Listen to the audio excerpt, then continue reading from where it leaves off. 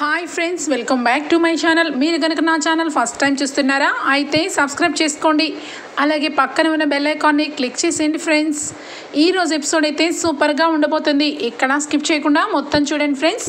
అప్పుడే మీరు ఎంజాయ్ చేయగలుగుతారు. నచ్చినట్లయితే ఒక చిన్న లైక్ ఇచ్చి ఎంకరేజ్ చేసేయండి. ఇక ఎపిసోడ్లోకి అయితే వెళ్ళిపోదాం.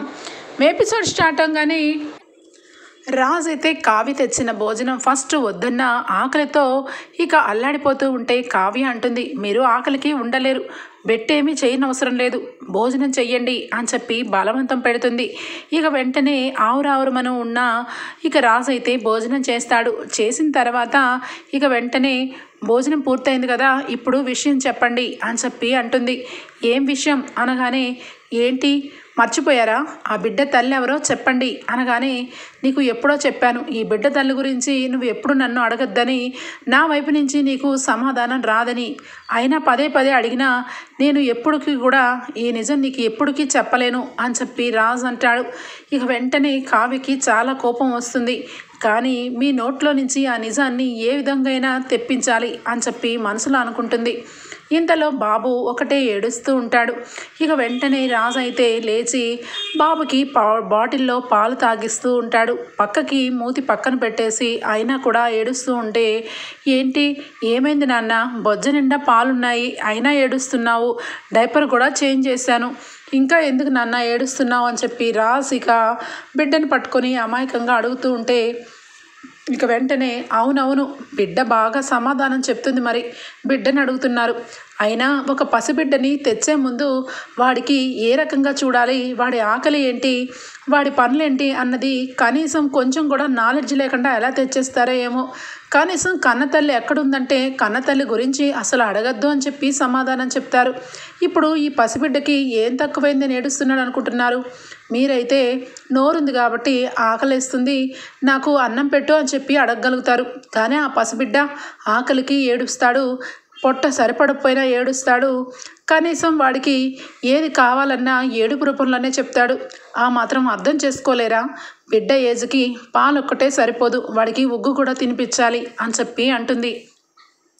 ఉగ్గా అదెక్కడుంటుంది అని చెప్పి అంటాడు రాజ్. అదా, ఇక ఎక్కడైనా దొరుకుతుంది, వెళ్ళి తీసుకొచ్చి బాబుకు తినిపించేసేయండి అని చెప్పి కోపంతో అంటుంది.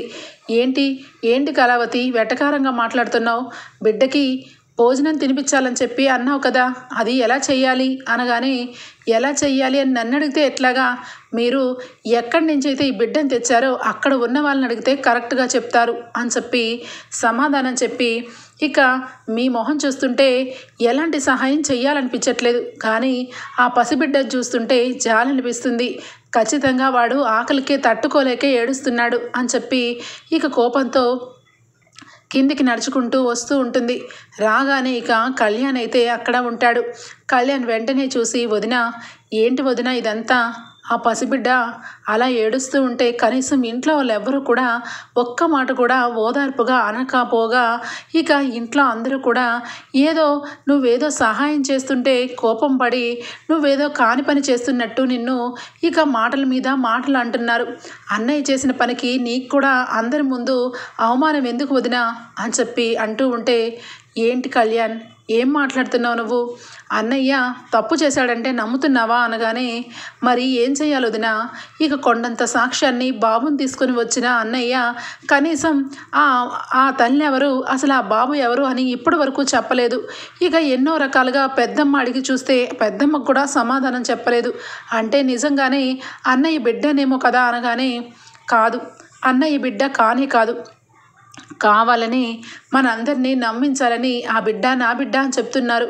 మీ అన్నయ్య తప్పు చేస్తాడంటే నువ్వు నమ్ముతావా అనగానే, వెంటనే నేను నమ్మలేను వదినా, కానీ అనగానే, కానీ అన్న దగ్గరే అర్థమవుతుంది నీ మనసులో మీ అన్నయ్య తప్పు చేయడని అనగానే, ఇక వెంటనే వాడికి ఆ పసిబాబుకి ఉగ్గు పెట్టాలి అని చెప్పి వెళ్తూ ఉంటే, ఎందుకు వదినా, బాబుకు సంబంధించిన ఉగ్గు పౌడర్లు ఈ మధ్య బాగా దొరుకుతూనే ఉంటున్నాయి, ఇదిగో ఇక్కడ ఉంది అని చెప్పి ఇక వెంటనే ఆన్లైన్లో బుక్ చేసి ఇక ఇప్పుడే వస్తుంది, ఒక 10 నిమిషాల్లో మన ముందు ఉంటుంది, ఇది దాన్ని చేయాలంటే చాలా ప్రాసెస్ కాబట్టి రేపు ప్రిపేర్ చేసుకో, ఇప్పటికైతే ఇక వెంటనే ఆన్లైన్లో 10 మినిట్స్ చూపిస్తుంది, వచ్చేస్తుంది వదినా అనగానే, సరే కళ్యాణ్ అని చెప్పి అంటూ ఉంటుంది. ఇంతలో ఇక్కడ చూస్తే హాల్లో ఇక దానిలక్ష్మి, ఇక అపర్ణాదేవి, ఇక రుద్రాణి, రాహుల్ నలుగురు కూడా ఆకలికి ఒక్క పూట తినకపోయేసరికి నలుగురు కూడా ఒకటే గిలగిలా గిలగిలా కొట్టుకుపోతూ ఉంటారు. ఇక రాహుల్ అయితే ఫుడ్ ఆర్డర్ చేయడం వల్ల ఫుడ్ ఇక నోటి దాకా వస్తూ ఉంటుంది. ఇక వెంతలో ప్రకాశం మాత్రం మా ఇంట్లో ఎవరు అలాంటి వాళ్ళు లేరు, అయినా మా ఇంట్లో వాళ్ళకి సిగ్గుంటుంది, ఖచ్చితంగా వాళ్ళు ఈరోజు భోజనం చేయరు, కాబట్టి నువ్వు వెళ్ళిపో బాబు, కావాలంటే ఆ డబ్బులు నేను ఇస్తాను అని చెప్పి ఇక రిటర్న్ చేసిన ఫుడ్కి ఇచ్చి, ఇదిగో బాబు నీకు ఒక సర్ప్రైజ్ అని చెప్పి ఇంట్లో ఉన్న భోజనం మొత్తం కూడా ప్యాక్ చేసేసి, ఇదిగో ఈ భోజనం నీకు, ఎందుకంటే పాపం అడ్రస్ కోసం ఎక్కడి నుంచో వచ్చుంటావు కాబట్టి నువ్వు ఇది భోజనం చేసి హ్యాపీగా బయలుదేరు అని చెప్పి ఇంట్లో ఉన్న భోజన పదార్థాలన్నీ కూడా ఇక ఇచ్చేస్తాడు. అది గమనించిన రుద్రాణి, ఇక అనామిక వాళ్ళందరూ కూడా షాక్ అయిపోతారు. ఏంటి ఈయన ఇలా చేశారు, మతిమరుపు అనుకుంటే మతిమరుపులాగా చేయలేదు, ఇంట్లో అందరినీ ఉపవాసం పస్తులు పెట్టేలాగా చేశారు, ఇప్పుడు ఏం చేయాలి రుద్రాణి, ఆకలేస్తుంది అనగానే, అదేంటి దానిలక్ష్మి వదిన, నాతో చెప్తే నేనేం చేయగలను, ఇప్పటికే నా నోరు ఎండిపోతుంది, ఆకలి ఆకలి అని ఆవురావురమంటూ ఉన్న వాళ్ళకి ఇలాంటి పని చేశాడు అన్నయ్య, ఈ అన్నయ్యని అని చెప్పి అనగానే దానిలక్ష్మి, ఏంటి ఏం చేయబోతున్నావు మీ అన్నయ్యని అనగానే, మీ ఆయన్ని నేనేం చేయగలను, అయినా నేనేం చేసినా ఆయనకి గుర్తుంటుందా, ఏమైనా ఉంటుందా అని చెప్పి నలుగురు కూడా గిలగిలా ఆడుకుంటూ పోతూ ఉంటే ఈ లోపల అపర్ణ వస్తుంది. అపర్ణ రావడం చూసి వెంటనే కూడా ఇక నలుగురు కూడా నార్మల్గా ఏదో ఆకలితో ఉన్నా కూడా నార్మల్గా ఉన్నట్టు ఇక బిల్డప్ ఇస్తూ ఉంటారు. ఇంతలో కళ్యాణ్ అయితే వదిన ఆగు వదిన అని చెప్పి ఇక ఈ లోపల ఆన్లైన్లో బుక్ చేయగానే వస్తుంది ఇక ఉగ్గు పౌడర్.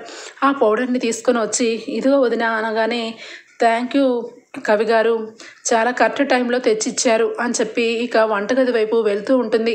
కావ్యం చూసి ఇక అపర్ణాదేవి పెద్ద పెద్ద కళ్ళు చేసుకొని, కావ్య ఏం చేస్తున్నావు నువ్వు అంటే, నువ్వు ఒక్కదానివే రాజ్ దృష్టిలో మంచిదానివి, మేమందరం కూడా శత్రువులు అనుకుంటున్నావా, అసలు నేను ఇంట్లో ఒక మాట చెప్తే ఆ మాటకి కట్టుబడే అవసరం నీకు కానీ నీ భర్తకు కానీ లేదా, ఆ బిడ్డ పసిబాబు వేరెవరెవరికో పుట్టిన బిడ్డ, వాడి బిడ్డ దగ్గర తల్లిని దగ్గర తీసుకెళ్ళి దింపేసి రమ్మంటే నేను ఖచ్చితంగా తీసుకెళ్ళను, ఇంట్లో అనాథగానైనా ఉంటాను కానీ నేను మాత్రం తీసుకెళ్ళను అని చెప్పి ఇక అందరి ముందు మాట్లాడిన వ్యక్తి ఇక బాబు గురించి వాడు చూసుకోలేడా, అలాంటిది నువ్వెందుకు సేవలు చేస్తున్నావు, నువ్వెందుకు వాడికి సేవలు అందిస్తూ మంచిదాని అయిపోతున్నావు, నీ భర్త నీకే అందరికంటే అన్యాయం చేసింది, అది గుర్తు తెచ్చుకోకుండా నువ్వే సేవలు చేస్తున్నావంటే అర్థం ఏంటి అని చెప్పి అనామిక ఇక అపర్ణాదేవి అనగానే, అయ్యో అక్క నీకు ఇంకా అర్థం అవ్వలేదా, ఆవిడ గారు ఎప్పుడు కూడా బంధాలకి బంధుత్వాలకి ఏం గౌరవం వెలగపెట్టారు,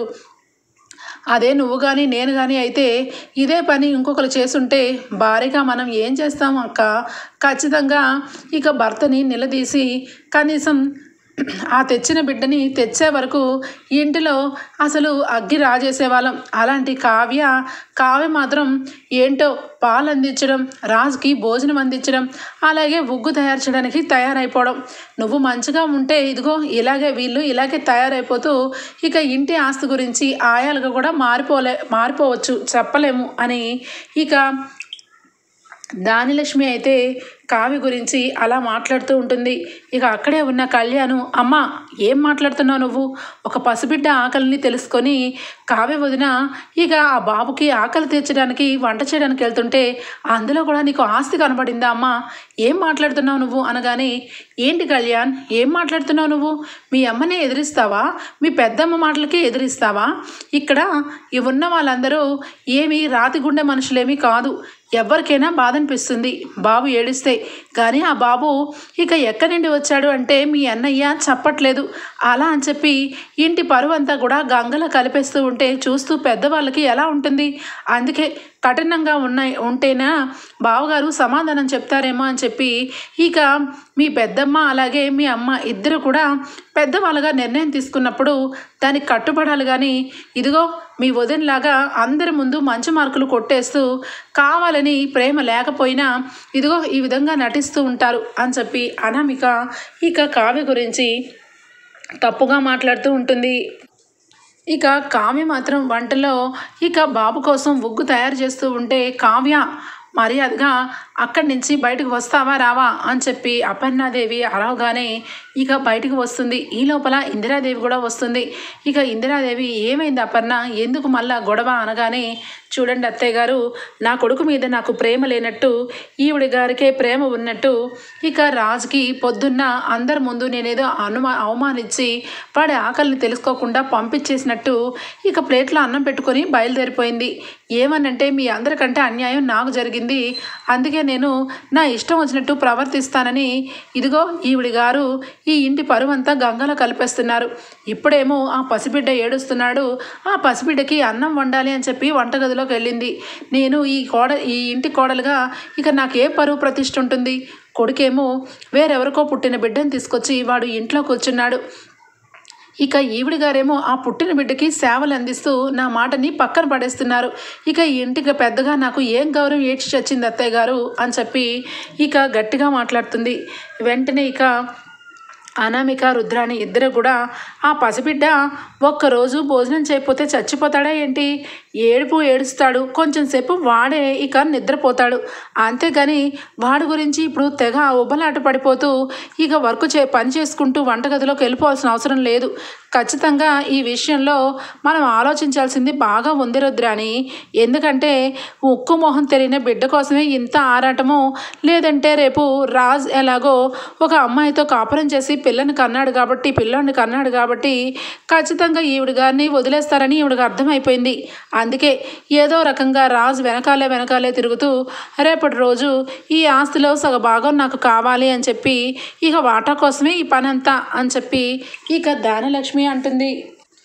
కావ్యకి చాలా కోపం వస్తుంది. అత్తయ్య ఏం మాట్లాడుతున్నారు, నేను ఉన్న బాధలో ఈ రకమైన దెప్పి పొడుపులు కూడా పొడిచి ఇక నన్ను బాధ పెట్టాల్సిన అవసరం మీకు ఎంత ఉంది?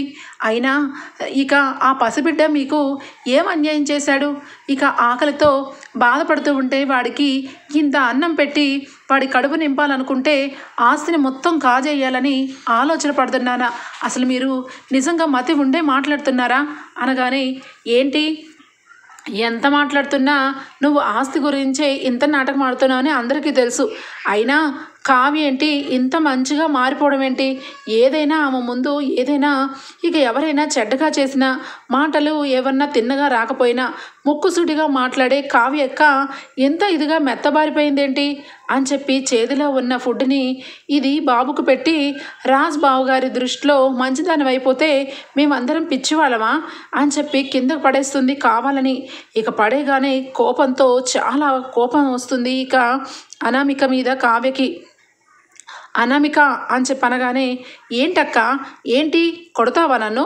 కొట్టు, నేనేం తప్పు చేశాను? తప్పు చేసింది నీ భర్త తప్పు చేస్తే ఆయనకి మంచిగా అన్నం పెడుతూ ఆయన తెచ్చిన బిడ్డని ఇక ఓదారుస్తూ వాడికి సేవలు చేయడానికి రెడీ అయిపోయావు. ఇక నీ మనసులో ఉన్నది ఆస్తి కోసమే అని చెప్పి మేమందరం నిజం చెప్తే నన్నే కొడతావా అనగానే, కొట్టడం ఏంటి, నేనేమన్నా నిన్ను తిట్టానా కొట్టానా? ఏదో అనామిక అని పిలిచాను అంతే కదా అనగానే, అంతే కదా, లేదంటే ఖచ్చితంగా నీ నిజస్వరూపం బయటకు వస్తుంది కదా, నువ్వు నన్ను కొడితే అందరి ముందు చెడ్డదాన్ని అయిపోతావు కదా, అందుకే కంట్రోల్ చేసుకుంటావులే అని చెప్పి అనామిక కావ్య గురించి నానా రకాలుగా మాట్లాడుతూ ఉంటుంది. ఇక వెంటనే అక్కడే ఉన్న కళ్యాణ్, వదిన కొడతావా అంటే ఎందుకు వదిన సైలెంట్గా ఉన్నావు? ఒక పసిబిడ్డ అన్నం గురించి ఏడుస్తూ ఉంటే ఆ బిడ్డ కోసం నువ్వు వంటగదిలో కష్టపడి తెచ్చింది నేలపాలు చేసింది ఈ అనామిక, అలాంటప్పుడు కొట్టడం ఏంటి వదిన? 2 చెంపలు వాయించక అనగానే, ఏంటి కళ్యాణ్ ఏం మాట్లాడుతున్నావు? నన్ను కొడతావా అంటే నేను నీకు ఎలా కనిపిస్తున్నాను అనగానే, ఎలా కనిపిస్తున్నావో చెప్తే చాలా అసహ్యంగా ఉంటుంది. ఎందుకంటే మనం పెద్దవాళ్ళమే ఆకలికి ఉండలేక గిలగిలా ఆడిపోతాం. అలాంటిది ఆ పసికూన ఏడుపుతో ఆకలితో అలమటించిపోతుంటే వాడి నోటు దగ్గర భోజనం కింద పడేసావంటే నువ్వు మనిషిలా కాదు రాక్షసులా కనబడుతున్నావు అనగానే ఇక వెంటనే ప్రకాశం వచ్చి, ఒరేయ్ వీళ్ళు రాక్షసులేరా, ఎందుకంటే కనీసం ఒక్క పూట భోజనం చేయకపోయేసరికి అల్లాడిపోయి స్విగ్గీలోంచి ఆర్డర్లు చేసుకొని తిందామని రెడీ అయిపోయారు. ఇక ఇంట్లో భోజనం లేదని తెలుసుకొని ఇదిగో ఈ రకంగా ఒక్కొక్కరు మనుషుల్లోంచి రాక్షసులు బయటకు వస్తున్నారు. ఇంత వయసు వచ్చింది, ఎంత పెరిగావు, కనీసం కొడుకుకు పెళ్లి చేసి కోడలు వచ్చింది, అయినా కూడా ఆకలికి తట్టుకోలేక వంటగదంతా తిరిగేస్తున్నావు. ఇదిగో ఈవిడ గారు మా చెల్లెలు, ఈవిడ ప్రతి విషయంలోనూ తలదూర్చి చాలామందికి ఉచిత సలహాలు ఇస్తూ ఉంటుంది. కానీ ఈవిడ గారు కూడా ఆకలికి ఒక 2 మెట్లు దిగిపోయి ఇక ఆవురావురమంటూ వంటగదంతా తిరుగుతుంది. వీళ్ళందరూ కూడా ఇక చిన్నపిల్లల కంటే చిన్నపిల్లలు, అందుకే వీళ్ళకి ఆకలి ఎక్కువ. అదే ఆ పసిబిడ్డ మాత్రం ఆకలికి ఇక అలానే ఏడ్చి ఏడ్చి నిద్రపోవాలంట. చాలా బాగుందమ్మా అనామిక, చాలా మంచిగా ఆలోచిస్తున్నావు అని చెప్పి మొహం మీదే మాట్లాడతాడు ప్రకాశం. ఇక వెంటనే కావ్య మళ్ళా లోపలికి వెళ్తుంది. అపర్ణకి ఏమీ అర్థం కాదు. నేలపాలైన ఉగ్గుని కాస్త ఇక మళ్ళా ఏంటి లోపలికి వెళ్ళింది, మళ్ళా తయారు చేస్తుందా అని చెప్పి ఒక్కసారిగా వెళ్ళగానే ఇంకా గిన్నెలో ఇంకొంచెం అడుగు భాగంలో ఉన్నది గిన్నెలోకి తీసుకొని ఇక స్పీడ్గా అక్కడ ఎవరు ఏం మాట్లాడినా నాకు అనవసరం లేదు అన్నట్టుగా అక్కడి నుంచి వెళ్ళిపోతుంది. ఇక వెంటనే అక్కడే ఉన్న కళ్యాణ్, వదిన ఇక్కడ వీళ్ళ గురించి నువ్వు పట్టించుకోని అవసరం లేదు, ఖచ్చితంగా ఆ బిడ్డ ఆకలి తీర్చు, అప్పుడే వీళ్ళందరికీ తిక్కా కుదురుతుంది అని చెప్పి ఇక అనామిక మొహం కేసి చూసి మాట్లాడుతూ ఉంటాడు. ఇక ఇంతలో అపర్ణాదేవికి చాలా కోపం వస్తుంది. ఇక రాజ్ చేసిన పనికి ఇక కావ్య చేసిన పనికి ఇద్దరి గురించి ఇక ఖచ్చితమైన నిర్ణయం తీసుకోవాలి. ఇక రాజ్ విషయంలో కావ్య ఈ రకంగా ప్రవర్తిస్తూ ఉంటే ఎప్పటికీ రాజ్ నిజం చెప్పడు. కఠినంగా ఉండమంటే కావ్య కావాలని రాజ్కి అన్ని విధాలుగా సహకారం చేస్తుంది. కాబట్టి ఇంట్లో ఇద్దరిని ఉంచడానికి వీల్లేదు అని చెప్పి మనసులో అనుకుంటుంది. ఇక వెంటనే ప్రకాశం అయితే ఇంకా ఎర్రిమొహం వేసుకొని చూస్తావేంటే, పద, రాత్రంతా కూడా వంటగదిలో ఏ విధం మెక్కుదామని చూస్తున్నావేమో, బాగా బాధపడి మంచినీళ్ళు తాగి పడుకోండి. ఎందుకంటే బిడ్డకు మీరు ఇదే ఉచిత సలహా ఇచ్చారు కాబట్టి మీరు పాటించకపోతే చండాలంగా ఉంటుంది, లేదంటే మీరు రోజు తినే గడ్డన్నా తినండి అని చెప్పి ప్రకాశం అయితే విపరీతమైన తిట్లు నలుగురికి తిట్టి పెడతాడు. ఇక అక్కడి నుంచి ఇందిరాదేవి చాలా బాధపడుతుంది. అసలు ఏంటి రద్దాంతం, ఇంట్లో రోజు కూడా అందరం ప్రశాంతంగా ఉండేవాళ్ళం. ఏదో రుద్రాని ఏదో ఒక్కొక్క రోజు గొడవ పెట్టేది, కానీ ఇప్పుడు రాజు విషయంలో ఇంత పెద్ద గొడవలు అవుతున్నాయి. రాజు ఆ బిడ్డని నిజంగా కన్నాడా లేదంటే తీసుకుని వచ్చాడా, అసలు ఏం చేస్తున్నాడు, నోరు విప్పి చెప్పడు వీడు అని చెప్పి ఇందిరాదేవి అనుకుంటుంది. నెక్స్ట్ డే మార్నింగ్ అవుతుంది. ఇక అందరూ కూడా ఇక వెంటనే ఇక హడావుడిగా సుభాష్ గారు అయితే ఫోన్లు వస్తూ ఉంటాయి. రాజ్ గురించి ఇక అందరూ కూడా ఫోన్లు చేసి మీటింగ్ అరేంజ్ చేశామని చెప్పి ఇక స్వప్న ఫోన్లు చేస్తూ ఉంటారు. ఇక వెంటనే రాజ్ గురించి అపర్ణాదేవి దగ్గర రాజ్ గురించి ఫోన్లు వస్తున్నాయి. ఈరోజు మీటింగ్ అరేంజ్ చేశారంట, శృతి కాల్ చేసింది, ఖచ్చితంగా రాజ్ ఉండాలి అని చెప్పి అనగానే, అదేంటండి అలా ఎలా కుదురుతుంది, వాడిని ఇంట్లో లెక్కలోకే లేడు, ఈ దుగ్గిరాల వంశంలోనే ఇక నేను ఒక అతిథి అని చెప్పి వాడు ఆ బిడ్డను తీసుకుని వచ్చి ఆ గదిలోనే ఉంటున్నాడు. అలాంటప్పుడు వాడు ఏ రకంగా ఆఫీస్కి వస్తాడు, ఇక సమాజం వాడిని బ్రతకనిస్తుందా, మన ఇంటి గౌరవ కుటుంబాన్ని ఇక నీలుపాలు చేయడం కోసమే కదండి వాడు బయటకు రావాలి అని అనడంతో ఇక వెంటనే మరి ఏం చెయ్యాలి, ఖచ్చితంగా మీటింగ్ అయితే అరేంజ్ చేశారు. ఖచ్చితంగా రాజు లేకపోతే అక్కడ మీటింగ్స్ ఎక్కడా కూడా ఆగిపోవు. మీటింగ్స్ ఎక్కడా కూడా అందరూ కూడా రాజు గురించి నిలదీస్తారు. ఏం చెప్పాలి నేను అని చెప్పి అంటూ ఉంటాడు.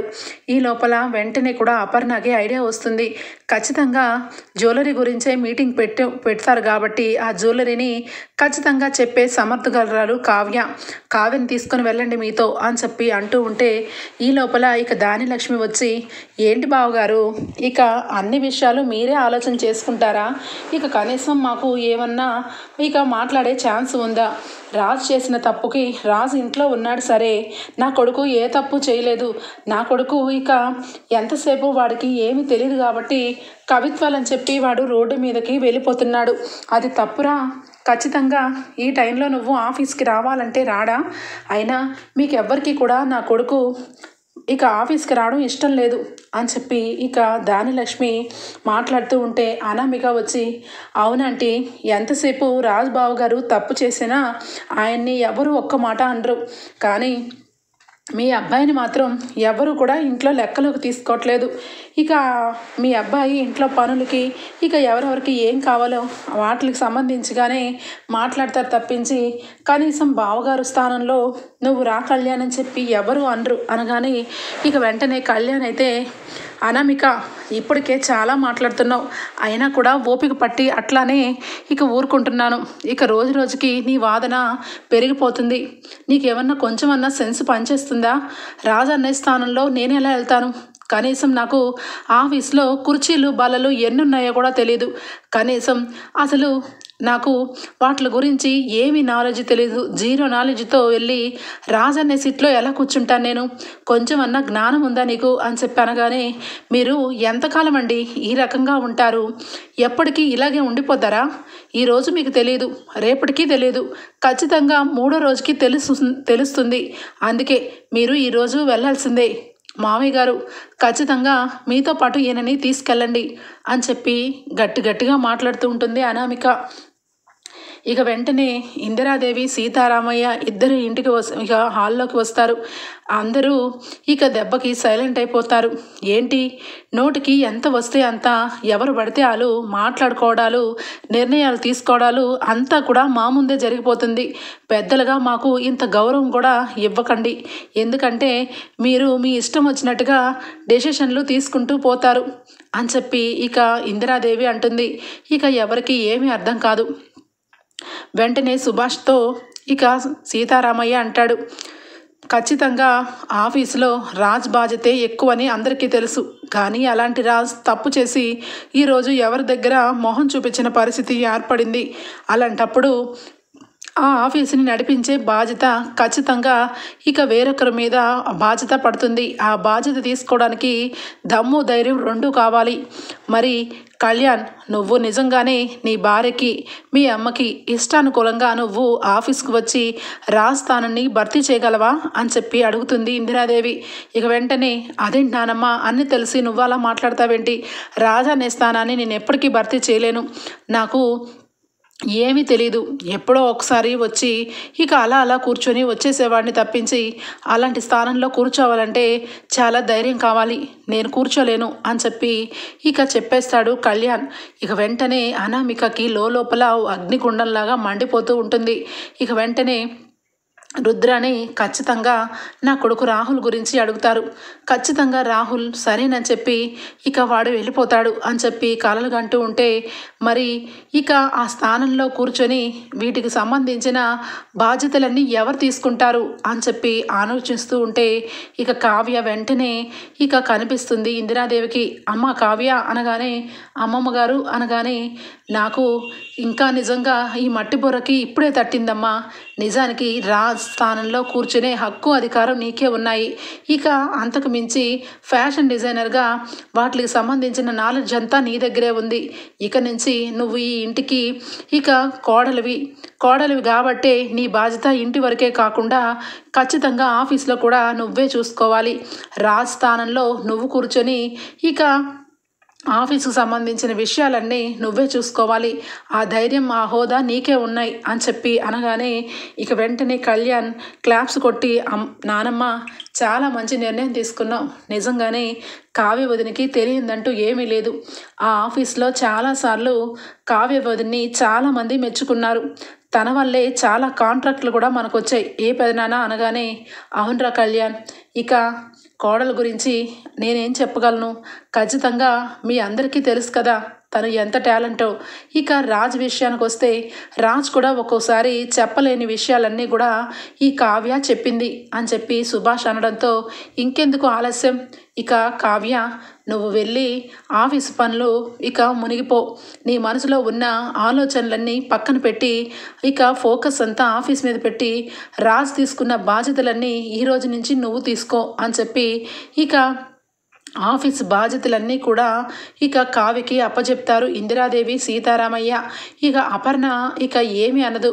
ఇక నిజానికి కావ్య మీద కోపం ఉంటుంది కానీ ఇక భయంకరమైన కోపం ఎప్పుడూ లేదు అపర్ణకి. రాజ్ చేసిన విషయంలో రాజ్ మీద అయితే ఇక కోపం ఉంది. ఖచ్చితంగా ఇంటి కుటుంబం గురించి ఆలోచించకుండా ఇలాంటి విషయంలో ఎందుకు ఇలా చేశాడని చెప్పి కోపం తప్పించి కావ్య మీద రాజ్ మీద ఎంతైనా కొంతవరకు ప్రేమ మాత్రం ఉంటుంది అపర్ణకి. కానీ ఇక్కడ కావ్యకి ఆ రకంగా అందరూ కూడా ఆఫీస్కి పంపించడం గమనించిన అనామిక అయితే ఇక తన మనసులో ఎక్కలేని అగ్నిగుండమే బద్దలైపోతుంది. నేను ఏమనుకొని ఇంటికి అడుగు పెట్టానో అదంతా నా దారికి వస్తుంది అనుకున్న చివరి నిమిషంలో ఈ కావ్య ఎప్పుడు కూడా నా ఆశల్ని అడియాసలు చేస్తుంది. ఇక బావగారు తప్పు చేసి ఇక ఒక బిడ్డను తెచ్చినా కూడా ఈ ఇంటిని జూలు పట్టుకొని ఏలాడుతూ ఈ ఆస్తి గురించి ఇక్కడిక్కడే తిరుగుతుంది. నా భర్త అమాయకుడు కాబట్టి ఇక దీని మాయలో పడిపోయి వదిన అని చెప్పి ప్రతి విషయంలోనూ సపోర్ట్ చేస్తున్నాడు. నేను ఇప్పుడు ఏం చెయ్యాలి? నాకు డబ్బు కావాలి. ఈ ఇంట్లో నాకు డబ్బు కావాలి. డబ్బు కోసమే ఈ ఇంటికి వచ్చాను. అలాంటప్పుడు నా చేతిలోనే డబ్బు లేకుండా వేరొకరి చేతికి డబ్బు వెళ్ళిపోతుందంటే నేను ఇంకా చూస్తూ ఊరుకోవాలా? ఖచ్చితంగా ఇల్లు పీకి పందిరి వేస్తాను. ఇక రాజ్ కొడుకు గురించి అందరికీ దేశమంతా చాటి చెప్పేస్తాను. ఇక ఖచ్చితంగా రాజ్ బావగారి పరువు వీధిని పెడతాను. అప్పుడు ఖచ్చితంగా రాజ్ బావగారు ఇంట్లోంచి వెళ్ళిపోతారు. రాజ్ బావగారు వెనకాల భారీగా నా స్థానం లేదని ఇక కావ్యక్క కూడా వెళ్ళిపోతుంది. హ్యాపీగా అప్పుడు ఖచ్చితంగా ఈ ఇంటికి మహారాణిని నేనే అవుతాను. ఇక కళ్యాణ్కి ఇష్టం ఉన్నా లేకపోయినా ఇక నేనే రెండు వైపులా చక్రాలు తిప్పుతాను అని చెప్పి ఇక వెంటనే కూడా ఇక టీవీ వాళ్ళందరికీ కూడా ఇక వేరొక ఎవరో బయట అజ్ఞాత వ్యక్తిలాగా ఫోన్లు చేస్తుంది. ఇక మీ అందరికీ దుగ్గరాల వంశంలో గురించి ఇంట్లో జరిగిన విషయాన్ని మీ అందరికీ కూడా హాట్ న్యూస్ తెలియజేస్తున్నాను అని చెప్పి రాజ్ గురించి ఇక ఆ బిడ్డ గురించి చెప్తుంది. ఇక అందరికీ కూడా దుగ్గరాల వారి ఇంట్లో జరిగిన విషయాన్ని ఇక అందరూ కూడా న్యూస్ పేపర్ల వాళ్ళు టీవీల వాళ్ళు తెలిసిపోవడంతో అందరికీ కూడా ఇక టీవీల్లోనూ ఇక పేపర్లోనూ వచ్చేలాగా చేయమని అనామిక అయితే ప్లాన్ చేస్తుంది. ఇక అందరూ కూడా ఇంటికి మూకమ్మడిగా అందరూ వస్తారు. ఇంట్లో అందరూ కూడా రాజు గురించి ఇక వేరే విధంగా అనుకుంటారని అపర్ణాదేవి చాలా బాధపడుతుంది. ఒకవైపు ఆ టీవీ వాళ్ళకి ఏమని చెప్పాలి, ఇక పేపర్ల వాళ్ళు ఏం రాస్తారు, ఈ ఇంటి కుటుంబం మొత్తం కూడా ఇక దీని ఎప్పటి నుంచో దాచిపెట్టుకున్న నిప్పు లాంటి వంశాన్ని కాస్త ఇక అందరి ముందు ఇక దిగజారిపోతుంది అని చెప్పి ఒకవైపు అపర్ణ ఇందిరాదేవి ఇక బాధపడుతూ ఉంటారు. ఇక మరొక వైపు రుద్రాణి అయితే ఎవరో ఇన్ఫర్మేషన్ ఇచ్చారు కానీ చాలా మంచి పని చేస్తారు మహానుభావులు. లేదంటే ఇక ఖచ్చితంగా ఈ కావ్య ఆఫీస్కి వెళ్ళిపోతూ అక్కడున్న డబ్బుని దోచేసేది. ఇక్కడ ఇంట్లో చూస్తే పులి లాంటి మా వదిన దగ్గర ఎవరు మాట ఎత్తలేము. ఒకరోజు తినక ఒకరోజు తినలేక ఇలాగే చిత్రహింసలు పడాల్సి వస్తుంది. మొత్తానికి ఎవరో సహాయం చేశారు అని చెప్పి రుద్రాణి తనలో తనే సంతోషపడుతూ ఉంటుంది. ఇక వెంటనే మీ రాజ్ ఇక ఒక బాబుని తీసుకొచ్చాడంట కదా, ఆ బాబు వేరొకరికి పుట్టారంట కదా, ఆ బాబు ఎవరి బాబు అని చెప్పి ఇక అందరూ కూడా ప్రశ్నల మీద ప్రశ్నలు కురిపిస్తూ ఉంటే అప్పుడు ఇక కావ్య వస్తుంది. ఇక ప్రెస్ మీట్ అందరినీ కూర్చోపెట్టి ఏం మాట్లాడుతున్నారు, మా ఆయన ఏంటి బిడ్డను తీసుకురావడం ఏంటి, ఆ బిడ్డ మా ఆయన తీసుకురాలేదు, ఆయన మా చుట్టాల బిడ్డ, మా బావ వాళ్ళ బిడ్డ, నేనే తీసుకొచ్చాను. మీకు మా ఇంట్లో ఎవరినైనా పిల్లల్ని తెచ్చుకోవాలనుకున్నా కూడా మీ పర్మిషన్ అడగాల అని చెప్పి కావ్య అందరి నోర్లు మోయిస్తుంది. ఇక వెంటనే ఇక అపర్ణకి ఇక అక్కడే ఉన్న అనామికకి సౌండ్ ఆగదు. ఇక వెంటనే అదేంటి మరి మాకు ఇక్కడి నుంచే ఫోన్ వచ్చిందే, ఈ పేపర్లు వాళ్ళందరికీ కూడా న్యూస్ ఇన్ఫర్మేషన్ అంతా కూడా ఇచ్చారు, మరి ఎవరికో పుట్టిన బిడ్డను తీసుకొని వచ్చారని మాకు రాంగ్ ఇన్ఫర్మేషన్ ఎలా వచ్చింది అనగానే, సరే అయితే మీకు ఎవరైతే ఫోన్లు చేశారో వాళ్ళ ఫోన్ నెంబర్లు అందరినీ కూడా మాకు లిస్ట్ ఇవ్వండి, వాళ్ళెవరో మేము తెలుసుకొని వాళ్ళ మీద మేము యాక్షన్ తీసుకోవాలి అని చెప్పి ఇక కావ్య అంటుంది. ఇక వెంటనే సభాష్ కావ్య, ఖచ్చితంగా కరెక్ట్ అయిన మాట చెప్పావు.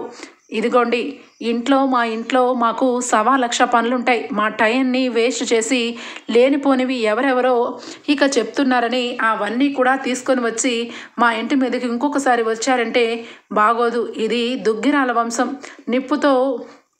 నిప్పులాగా బగబగమండే వంశం. ఈ వంశంలో వాళ్ళు తప్పు చేయడానికి తోహదే లేదు అని చెప్పి ఇక గంభీరంగా మాట్లాడి అపర్ణ ఆ లిస్టుని పంపించమని చెప్తుంది. సరే మ్యామ్, ఖచ్చితంగా మాకు అజ్ఞాత వ్యక్తి ఎవరు ఫోన్ చేశారో ఆ వ్యక్తి ఫోన్ నెంబర్లన్నీ మీకు లిస్ట్ ఇస్తాము అని చెప్పి ఇక వాళ్ళు వెళ్ళిపోతారు. ఇక అనామికకి ఒక్కసారిగా గుండె అదిరిపోతుంది. ఇటు చూస్తే నెయ్యి, అటు చూస్తే గొయ్యి అన్నట్టుగా ఖచ్చితంగా ఆ లిస్టులో నా నెంబర్ వస్తుంది, ఖచ్చితంగా ఇంట్లోంచి నన్ను పంపించేస్తారు. ఈ కావ్య ఈ ఇంటికి మహారాణి అయిపోతుందని కోపంతో ఈ పని చేశాను. ఇప్పుడు ఇదంతా కలిసి నా మెడకే చుట్టుకునేలా ఉంది. ఇప్పుడు ఏం చెయ్యాలి అని చెప్పి ఇక ఇరకాటంలో పడుతుంది అనామిక. ఓకే ఫ్రెండ్స్, ఎపిసోడ్ అయితే ఇంతటితో ఎండ్ అయిపోతుంది. రేపటి ఎపిసోడ్లో కలుద్దాం ఫ్రెండ్స్. అంతవరకు bye, take care, thank you for watching.